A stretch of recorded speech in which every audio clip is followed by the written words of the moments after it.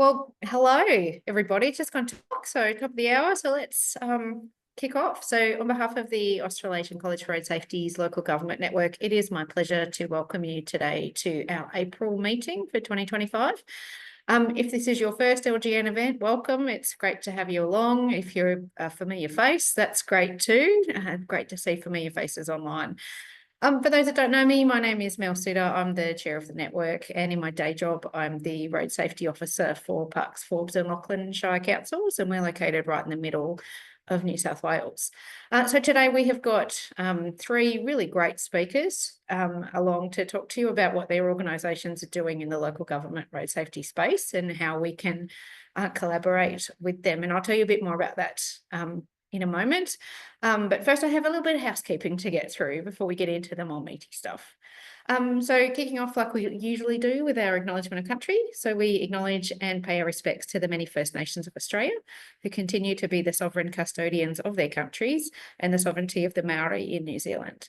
We acknowledge the ongoing traditional custodians of the lands on which we live, work and learn, and pay our respects to elders who have passed on the legacy of knowledge and culture to the future generations. May the sharing of knowledge through Matarunga Maori and Aboriginal and Torres Strait Islander ways of knowing, being and doing guide you with wisdom and courage as it enhances our collective futures. Next slide. So if this is your first LGN event, I just wanted to take a moment to, talk about who we are and what we do. So we're all members of the Australasian College for Road Safety, and we want to look at road safety through a local government lens. So our members predominantly work directly for local government, or they work for organisations that have an interest in what local government is doing in the road safety space.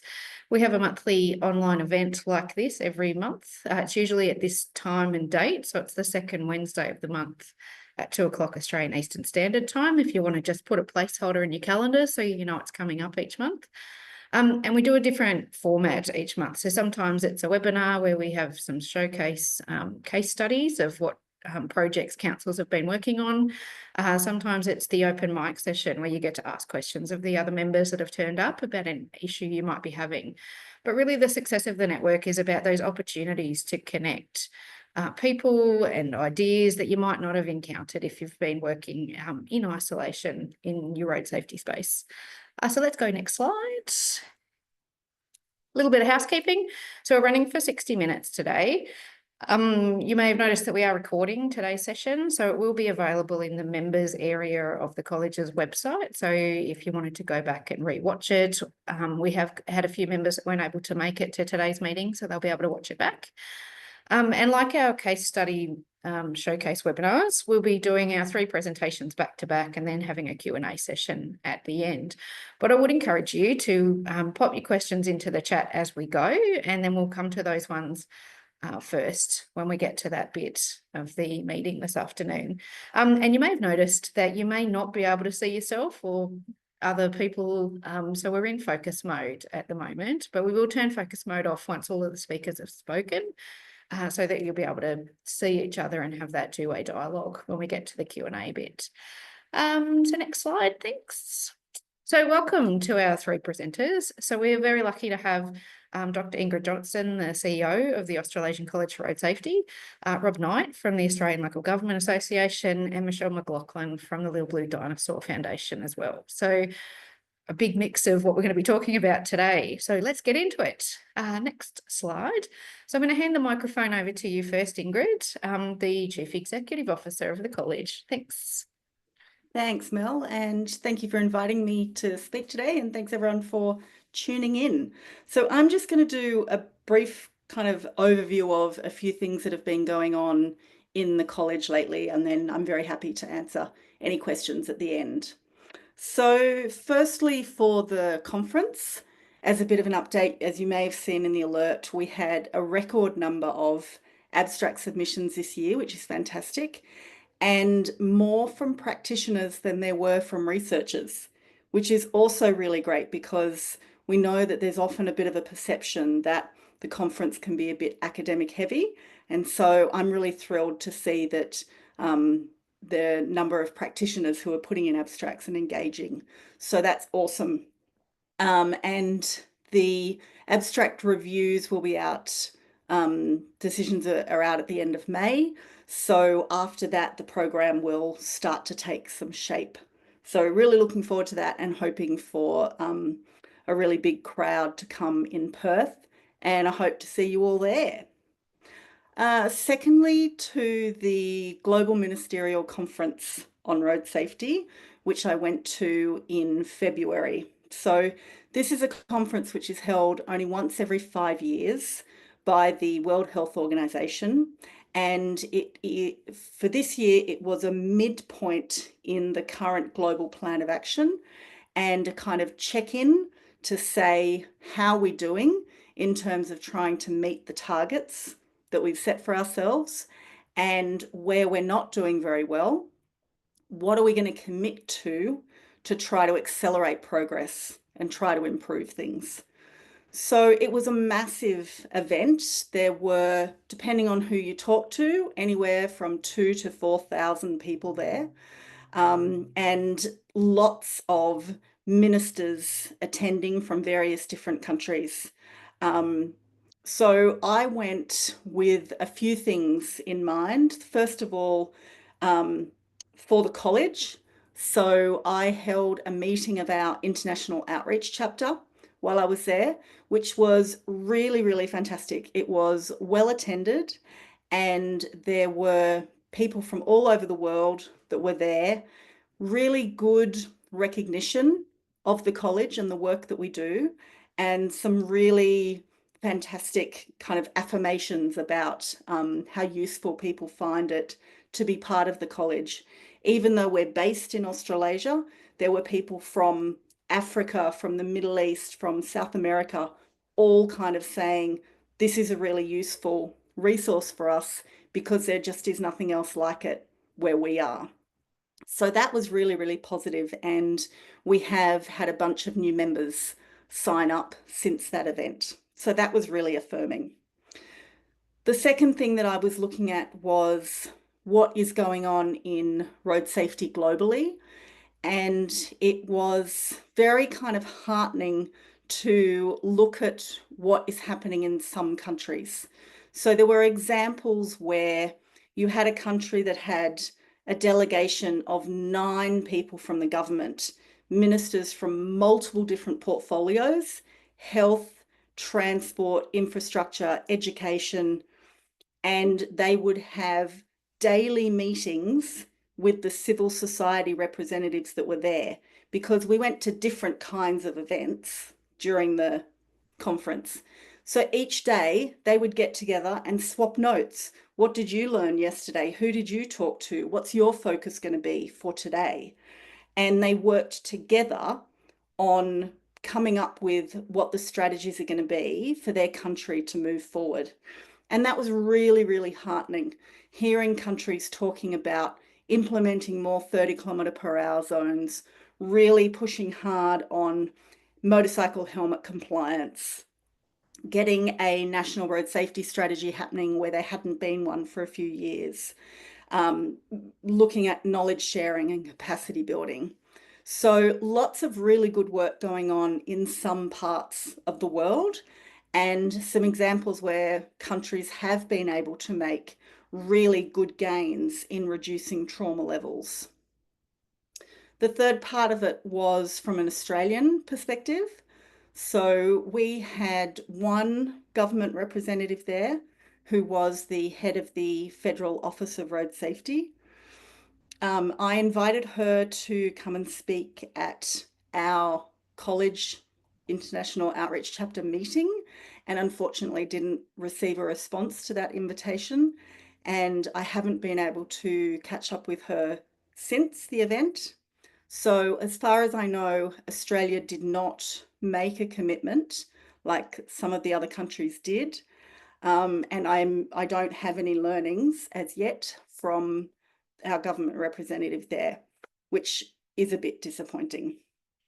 So that was the Global Ministerial Meeting. We also have a big project going on capacity building, which you may have heard about. So it's got a few different elements that are kind of happening sequentially. So the first one is we are creating what we're calling a body of knowledge for road safety. and it is designed to be an online resource which will be in a kind of wiki style, so you can ask questions and find the answers in there. And it's a transdisciplinary piece of work which is going to have various different chapters that basically looks at what is road safety, why do you need to have an engineer and a psychologist and a paramedic all in the same conversation. What is it that we know about the current state of road safety and the treatments and solutions that really work? So we have a working group which is kind of steering that project, and we've got a bunch of amazing volunteers from within the membership of the college to be writing some of those chapters. So as things stand, we have a table of contents, an overview of what the body of knowledge will look like, and we've started the process of writing each of those chapters. They're designed to make sure that each chapter has input from a variety of people. It's not just one academic doing all the writing. It's not just one perspective, it's multiple. And then each chapter will also be peer reviewed. And we're looking to try again to make sure that when the review is happening, there is a balance of perspectives in the review, and also to make sure that we've got input from both high-income countries, but also low and middle-income countries in doing those reviews. So that's forming, and we'll start to see some of that product come out over the next kind of 6 months. The next step will be that out of that, we're looking to create some short, accessible, affordable online courses. And the first one will be a kind of overview of what is road safety. And it's designed to be, if you've just found yourself in a job where road safety is part of what you need to do, but you really don't know very much about it, that it's a quick way of kind of getting the lay of the land. But also for people who've been working in road safety for 25, 30 years and did their training a really long time ago, to again get a bit of a refresher and a look from the other perspectives, other than the discipline that you've come from. So that will be formed, and then in the longer term, we're looking to eventually have a kind of register of college approved other road safety training which is available. So the idea is you do our course as a bit of a taster or a refresher, and then you can go to the register and find out where else can I go to do more training that I'm interested in. And you know that all the training that's listed from us is training which we have looked at and assessed as being high quality training. Eventually, we would then like that to lead to a kind of accreditation process so that you can have an accreditation to be a road safety professional, a bit along the lines of CPD. So there would be a point system and you get X number of points in a year to call yourself a road safety professional, and then to be able to continue that each year.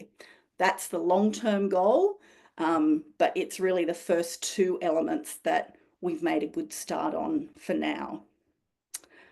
And the last thing I'll just quickly touch on is we have had a proposal floating around for a while now to try to get government to fund membership of the college for every local council in Australia.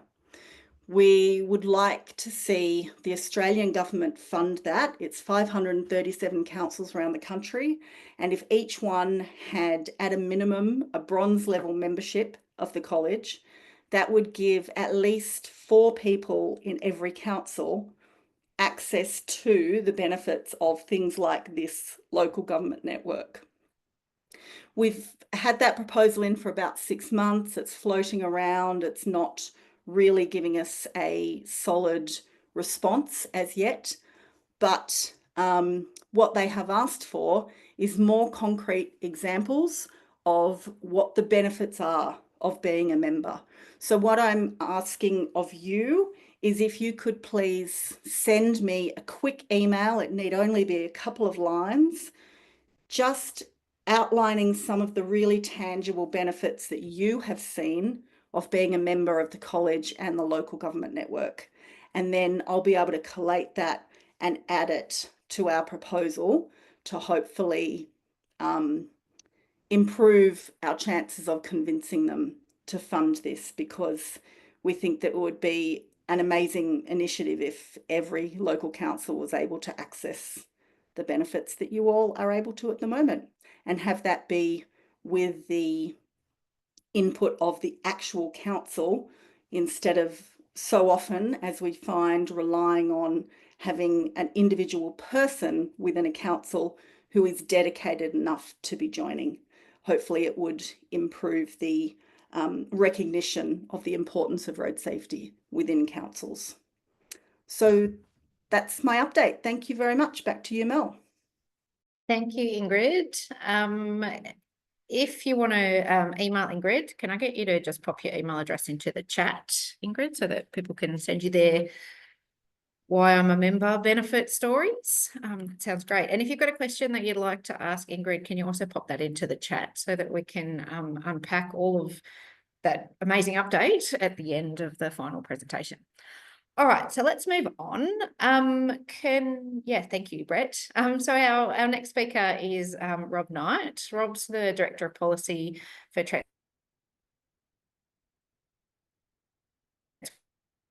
at Hobart. So Rob's here to give us an update on who ALGA is and what they do, and what's happening in the road safety space. So over to you, Rob. Thanks, Mel. As Mel mentioned there, I'm the Policy Director at ALGA for Transport and Infrastructure. I've been in this role since about July last year. So it's been a bit of a steep learning curve. It's not just road safety that I'm looking after, but quite a lot of other things as well, which I'll take you through during the presentation. So next slide, please. Okay, so just sort of an overview of who we are and what ALGA is all about. Next slide. So we are sort of the peak body of peak bodies. So we are the national voice for all the 537 councils around the country, but we're a federated model. So our direct members are the state and territory associations. So we represent every state and territory around the country except for the ACT, because apparently they're not a local government. We were founded in 1947. We've had a presence in Canberra since 1976, and our big thing that we do is represent councils to federal government and do things like the National General Assembly of Local Government every year.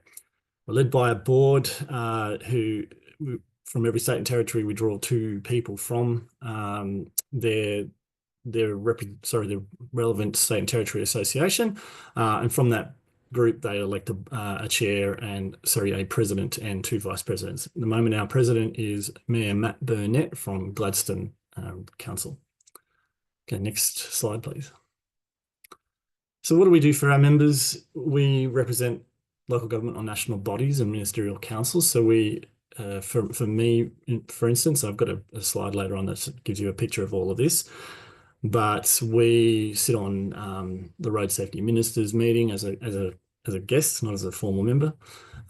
We attend meetings like the Intergovernmental Steering Committee on Road Safety, things like ITSOC and ITM. We have a presence there as well. We develop policy to provide a local government perspective on national affairs. So we work closely with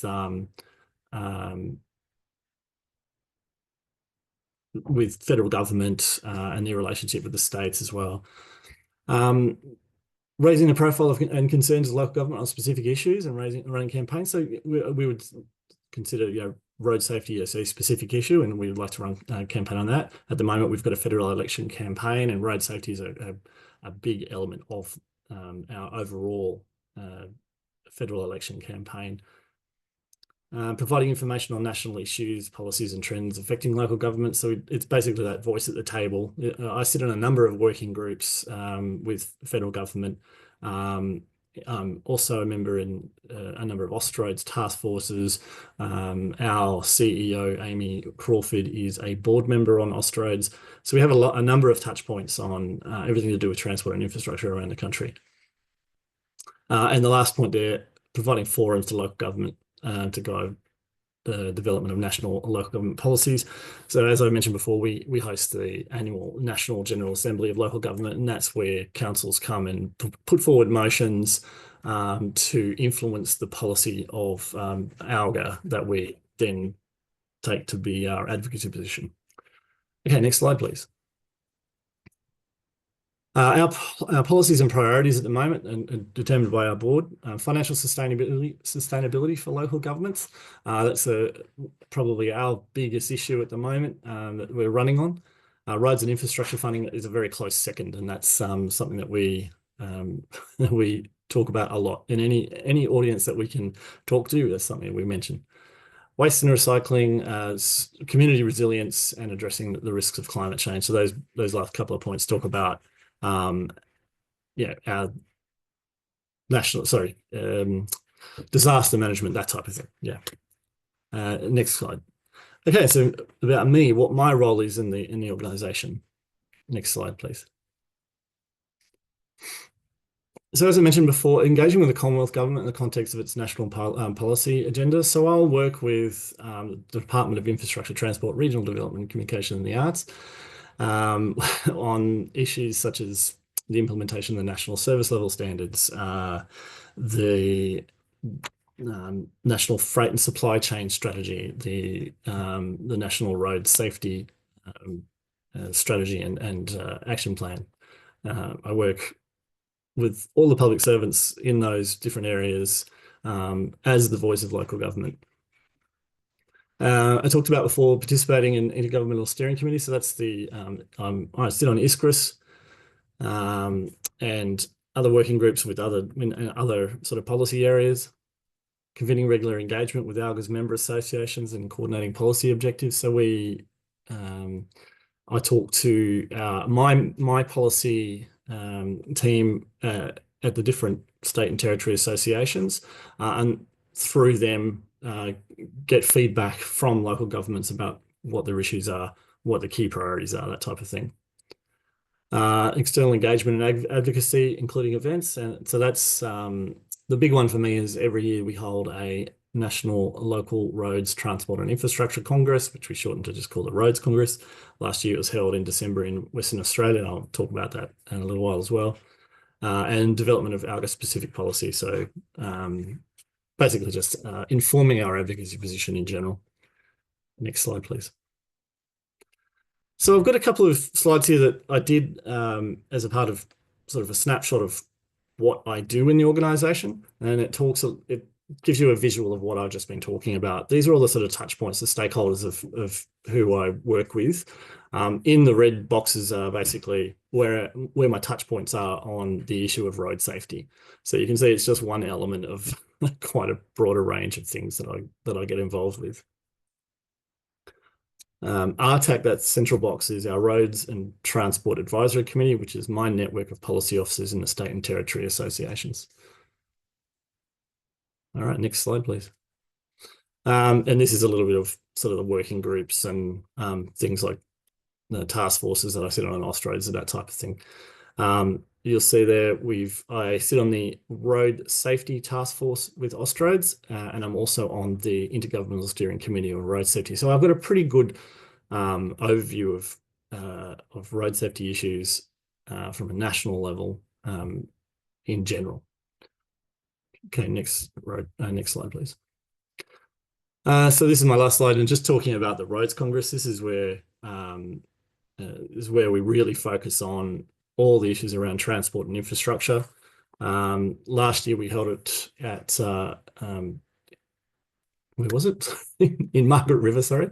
And each year we hold it in different areas around the country. Last year there was a fairly big focus on road safety. We had presentations from a number of specialists, a number of experts, sorry. Ken Beer gave us a rundown on all the top 10 things that are killing people on nation's roads, which was really interesting. And a really good presentation we saw was from the City of Vincent in WA, where they've implemented a blanket 40km/h speed limit on all of their local roads in their local government area. And now there's, I think, 5 different local government areas in the Perth inner city area who have taken up that initiative as well. And pleasingly, we've seen the City of Vincent bring that motion to the National General Assembly, which is coming up in June here in Canberra, for the Australian government to adopt that nationwide in local streets. So we'll see how that goes on the floor of the Assembly.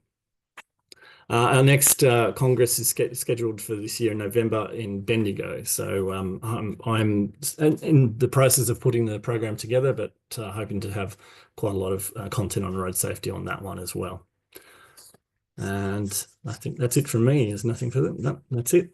And there's my contact details there. If you're interested in sending me an email, please do. We're allowed... I'm happy to take contacts directly from councils, but in general, we have an arrangement with our member associations that any sort of formal engagement comes through our member associations. I'm not supposed to speak directly with councils, but I'm always happy to take informal questions and that sort of business. So please do send me an email. Thank you. Wonderful. Thank you, Rob. So if you've got a question for Rob, yep, whack it in the chat and we'll get to that when we get to the Q&A part of the meeting. All right, so let's move on to our final speaker. So welcome to Michelle McLaughlin, who is the Chief Executive Officer of the Little Blue Dinosaur Foundation. We've done some work with Michelle in my council areas. So we've asked her to come along to talk to you about, I guess, what the foundation's about and how local government can collaborate. So over to you, Michelle. Thank you, Mel, and I appreciate everybody's time this afternoon. I'm going to jump right into my presentation. Welcome. I'm going to be talking about Little Blue Dinosaur Foundation, prevention through collaboration with road safety stakeholders. If you can change the slide, please.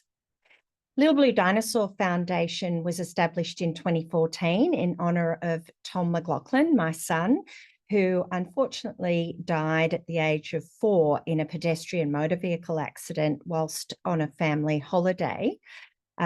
Sorry, I should say crash. I know that's the correct terminology. Our mission is to educate and protect child pedestrians from the extreme danger associated with roadways and motor vehicles. Since 2014, LBDF has collaborated with 78 LGAs across 5 Australian states. So that's New South Wales, Queensland, South Australia, WA and Victoria to implement cost-effective child pedestrian road safety signage and media campaigns designed to prevent fatalities and serious injuries for very vulnerable child road users. Next slide, please. The Australian Institute of Health and Welfare has identified the most common cause of death of Australian children aged 1 to 14 years as land transport incidents, which is also reflected in the BITA data from 2014 to 2024. Little Blue Dinosaur identified a gap in road safety education during busy holiday times when families are out of their regular routines and known environments. Further, population spikes in holiday destinations often lack traditional infrastructure, and this also increases the risk of fatalities and serious injuries occurring with children. Next slide, please.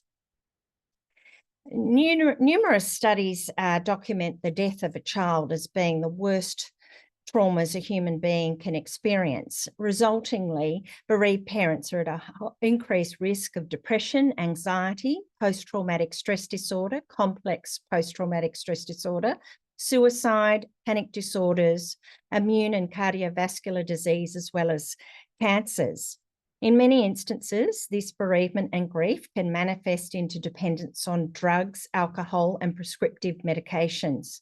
The direct impact these issues place on the family unit often results in social isolation, financial hardship, and family breakdown. Next slide, please.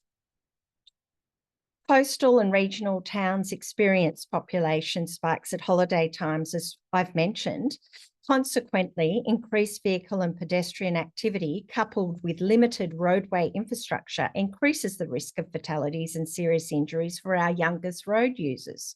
Little Blue Dinosaur Foundation's Holiday Time roadside signage and media campaign is a reminder to all road users in 29 LGAs to be more aware of the increased number of young children and families about it.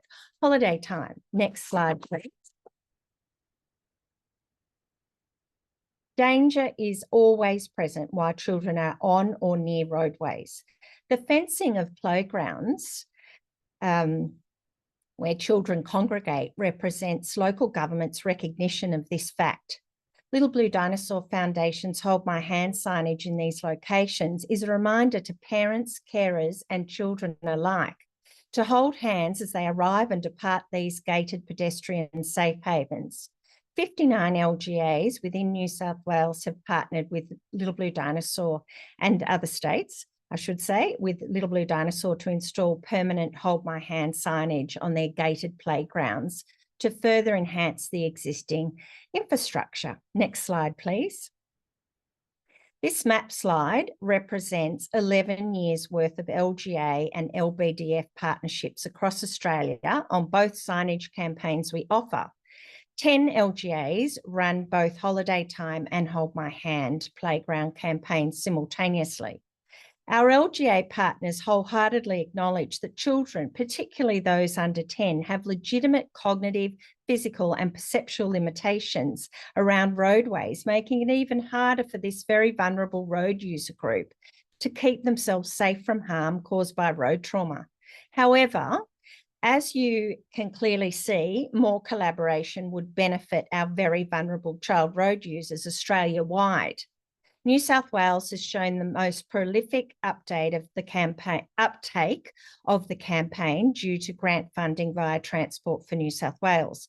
Local government partnerships can help the cause greatly through their involvement in the campaigns and message sharing with their local schools, preschools, social media, and even their websites. Child road trauma statistics are a national problem. However, each LGA could contribute to raising community awareness through educational campaigns and resources by working with LBDF. Collectively, we can make a significant difference. Next slide, please. Little Blue Dinosaur Foundation's campaign implementation has reached its target audience through stakeholder collaboration with all levels of government, police, media, schools, and members of parliament even. Little Blue Dinosaur's campaigns feature and support the importance of modelling safe road behaviour, working towards zero, and draws on the personal experience of the impact of road trauma. To assist our signage campaign delivery, Little Blue Dinosaur has been successful in 6 successive community road safety grants in New South Wales. Next slide, please. And you can see there the evidence there of our collaboration and the high level of commitment and enthusiastic engagement of our stakeholder partners. All have keenly shown amazing support at our launches with all their attendance. You can see there we had quite an interesting day there with Cessnock City Council LGA at their zoo, which was great fun and an example of how creative we can get with our campaigns. Next slide, please. Out and About with Sophie and Tom is an online resource developed by Transport for New South Wales in collaboration with Little Blue Dinosaur Foundation, Kids in Traffic, New South Wales Department of Education, New South Wales Catholic Education, Commission and Association of Independent Schools of New South Wales. I have to say all that, sorry, it's a big mouthful. This resource is part of the New South Wales Government's Safety Town website, the first curriculum road safety website in Australia. You can visit on www.safetytown.com.au, and it's been used by 2,300 New South Wales schools, reaching over 500,000 students. Next slide, please. Little Blue Dinosaur Foundation were successful and very grateful recipients of the 2021 Road Safety Innovation Grant Fund via the Federal Government Office of Road Safety. The foundation researched causation, factors and trends in child road trauma incidents with the amazing support of the University of New South Wales Transport and Road Safety Group, headed up by Professor Anne Williamson. It is the largest study to look at why child fatalities occur. 70 individual pilot projects were developed with 7 LGA research partners in Queensland, Victoria and New South Wales. Within 70 preschools. Our baseline Australia-wide coronial data revealed 20 plus LGAs as having higher incidences of child road trauma. There were more LGAs, but funding constraints lent itself to only working with 7. Our key pilot study findings indicated that parents and carers require more and frequent refresher education around the hold my hand and eyes on supervision messaging, specifically around children's cognitive, physical and perceptual limitations near roadways, driveways and car parks. The study results require implementation Australia-wide to improve future road safety decision-making to reduce fatalities and serious injuries involving children aged 0 to 16 years, and the overall goal of towards zero. LBDF child road safety resources were utilised, hold my hand signage on gates of preschools, child-friendly posters, hold my hand wristbands and parent child road safety education flyers and engagement together with local media launches. Surveys were conducted with the parents pre, during and post-educational intervention. Next slide, please. Promoting road safety to its maximum is the name of our game. And we've done a lot of media, as you can see there, through last year's coverage. We love to collaborate with our LGA partners and use the media to raise community awareness and to educate around the vital importance of child pedestrian safety. Little Blue Dinosaur Foundation leverages any media opportunities, digital, print, social media, radio and TV in an intensive effort to save young lives of children through expanding our reach wherever we can. Again, it's critical to recognise that collaborations can save lives. Next slide, please. The benefits of collaborating with our foundation is that, you're proactively assisting to reduce child road trauma by reinforcing key government road safety messaging of hold my hand, particularly for our under 10s and the slow down kids around with the powerful personal story point as a reference, which our families can relate to. Our signage is cost effective, sustainable and multilingual if needed, that generates road safety education and awareness coupled with community engagement and support. We are well experienced in working with all levels of government, corporates, retail centres, schools, early childhood centres, sports and rec centres, with streamlined PR and media operations that generate optimal outcomes. Next slide, please. So Little Blue Dinosaur is a not-for-profit organisation, and indeed through dedication and hard work, we are well on the way to building a successful national campaign with as many LGAs as possible, because the bottom line here is it's that our children are precious and irreplaceable. And road trauma is the most common cause of death of children aged 1 to 14 years in this country, as discussed today. It's clear that we must do all we can together to make this situation change. If you'd like to align yourself with our organisation, we love to work together and, help protect our most vulnerable child road users. We need your support, your commitment to promoting child road safety in the community. If we ever hope to have a situation change, this is the one. I feel, through personal experience of losing a child, that it's preventable. So there's 537 LGAs, as Ingrid mentioned, in Australia, and I'm working with 78, and I would dearly love to work with more. Thanks so much, and my contact details are on the screen. Love to hear from anyone who's interested in participating in the campaign. Thank you. Wonderful. Thank you, Michelle. I can see there's a bit of activity going on over in the chat, which is great. So before we end up all Brady Bunch style back on the screen, I just wanted to plug the next few LGN events so you can put these in your calendars. So our next upcoming event is our first ever annual members meeting. So if you want to put your hand up to be part of the wonderful volunteer committee that helped to pull these events together each month, now's your opportunity. So you just need to fill in your nomination form and send it back to the LGN email address. So just check your email address, your emails for that, your inbox. Our next monthly meeting is the 14th of May. That'll be a showcase webinar where we have 3 case studies to walk you through, all relevant to local government. We're just locking down the final speaker, but that should be out hopefully in the next week. And then our June meeting will be an open mic session. As you know, if you've been here before, this is my personal favourite. This is the one where you get to ask a question of the members that dial in and get some help with an issue that you are experiencing. And so you're not duplicating work. You can copy what someone else has done because the work's usually transferable. And then if you are heading over to the conference in Perth, please make sure that you're there on the Monday because we will be running our LGN event on that Monday. So yeah, just watch this space for more information on that. So they're the events. All right, so Brett, let's just try to get out of focus mode and we can do some questions. Focus mode is ending. Excellent. Doesn't look like it's ending. That's all right. Let's just do the questions. I'm going to scroll to the top. All right. So Ingrid, you did already answer this, but I think it might start some more questions from the floor. Did New Zealand have a representative at Morocco? I didn't see anyone from New Zealand there, and when I was asking beforehand, I was told that no, there wasn't going to be.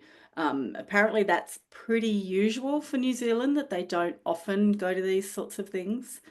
But yeah, so that's unfortunate. I guess follow-up question from me then is who are the countries that actually did impress you that did well and why? A lot of low and middle income countries, actually. And, you know, I know they've got a very low base.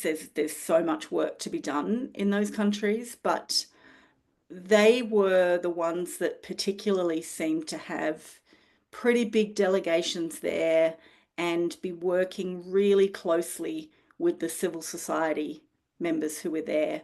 Lots of collaboration and talking about what plans they were making for when they got home. And yeah, that was really impressive to see because it felt like there's an energy and a commitment that just doesn't feel the same in Australia right now. Yep. Okay, cool.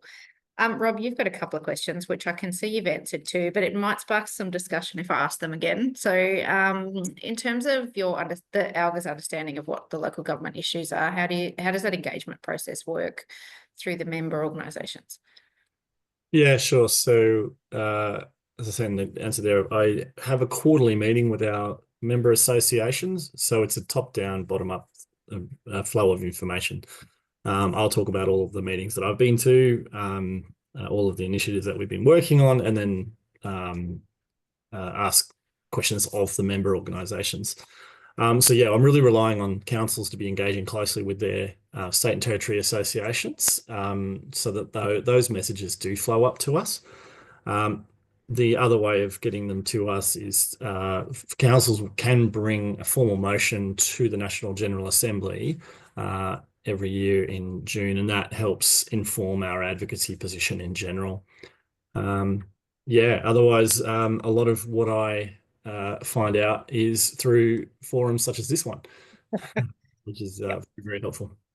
So I guess for this group, if we had a road safety concern, it would be to talk to our local state-based. Yeah, first point of call really is to speak to your state and territory or territory association, and then sort of repeat that in this sort of a forum so that I can, I'm getting it from multiple angles. Okay, cool.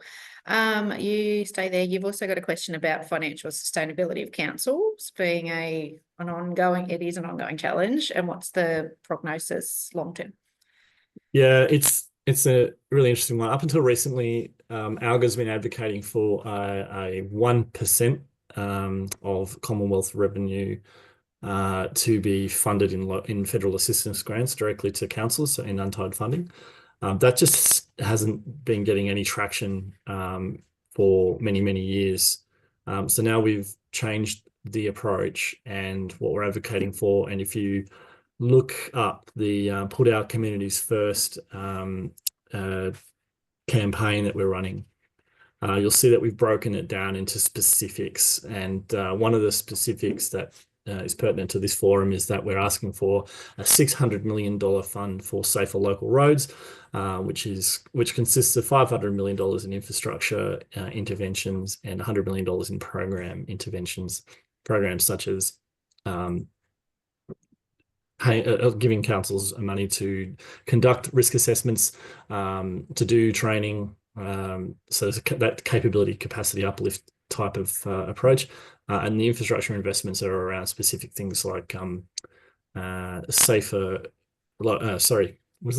safe and active kids is the one that I was really proud of, and that's about looking at kids' journeys to school and around their neighbourhoods and doing sort of low cost interventions in local government areas. So yeah, there's we are looking at, if you look at the amount of money that we're asking in that total campaign, it does actually add up to that 1% that we've always been asking for. So yeah, we're constantly harping on about it, but it just seems to be that the federal government likes to palm it off and say we already give you enough money in other grants.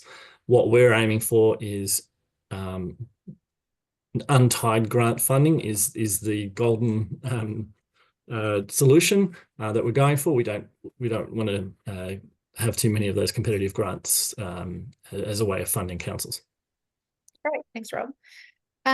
Michelle, I've got one for you that's just popped in. So are you able to tell us a bit more about what collaboration between a council and Little Blue Dinosaur Foundation looks like?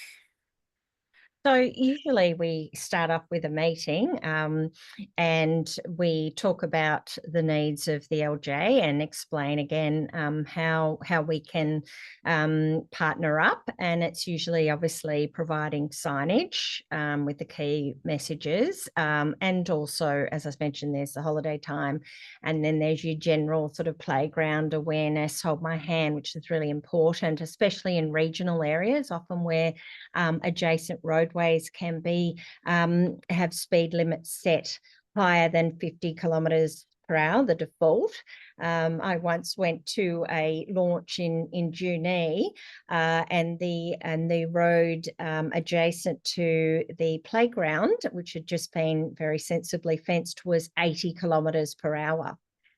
So we know that no one's going to survive that if they get hit. So yeah, plenty of media engagement is what we go after. We work with Blue Planet Media, and they do a wonderful job. Certainly, I can give some reference points for anybody who wants to hear about how they I guess, reviewed our work, but it's always been very positive and really good feedback from the public. Awesome. Did you want to just touch on the work you were just doing with the City of Casey in Victoria? Yeah, so I was invited down to a child road safety forum with the City of Casey down in Victoria, in Narrawarren, and what they did, they do a Safe Around Schools program. So they work with the schools because, as everybody knows, there's a lot of issues around pick up and drop off time, and certainly with the study that we did over those 2 years with the University of New South Wales, TARS really showed that we need to work more with parents, and it's not just a one-off thing, that the messaging has to be repeated and refreshed with consistency. So we have that evidence base, you know, that this is very necessary to prevent the deaths of children. And I know that 1 child per week dies in road trauma. I mean, that's not always in the pedestrian scenario. It can be in vehicles and on their bikes and scooters. But, you know, that's absolutely devastating for any community. And so we worked with them that day. I talked to some of the schools there, and, you know, because they have such difficulty with compliance, they often ask me to come and give a talk at the school, just from a personal perspective. And also they ask for signage and newsletter copy. So we do that. And then again, we do cover of the playgrounds and any coastal areas who get the big population influx, you know, where I know sometimes a population can treble within the space of a couple of days. At Christmas time. So that's Mid Coast Council, and they blanket the signs, and they haven't had any fatalities to my knowledge since. Also Mornington Peninsula Council, we've had a great relationship with goodness me, Matt Burnett's council up there at Gladstone for many years, and because they get big influx of people going to Gladstone and obviously heading out to the islands and the like. So we've got you know, plenty of time to chat and plan and work together, and we're all about the collaboration. Great, thanks, Michelle. Brett, I have seen your question, but before I get to that, I just wanted to see if anybody else had a question that they haven't popped in the chat. You know, just raise your hand, let me know if you want to ask a question. No, okay, well, let's go to you then, Brett. Do you want to you can just ask your question live. Yeah, so it's anyone on the call who work at the council, you know, does anyone feel confident in the process? Just say that you wanted to have a burning road safety issue considered at the National Congress, like the City of Vincent in Perth. Personally, I think I know what might need to happen, but to be I suppose a little fish in a pond about you know, getting our elected members interested to you know, go through the whole process, you know, does seem a little bit daunting when, you know, with an existing workload and whatnot. But yeah, I'm keen, you know, Rob, if you want to have a chat about that, or anyone else, if they've been involved with doing something like that before, or any other thoughts. Great question. Let's go to Rob first. Brett, something I've learned along this journey is that it's great to find a champion. If you can identify or a member of council who can champion your issue, then you can work with that councillor to, you know, to have this put forward as a motion. Yeah, it's an interesting thing, but I think that's the key to it. Any other comments, feedback?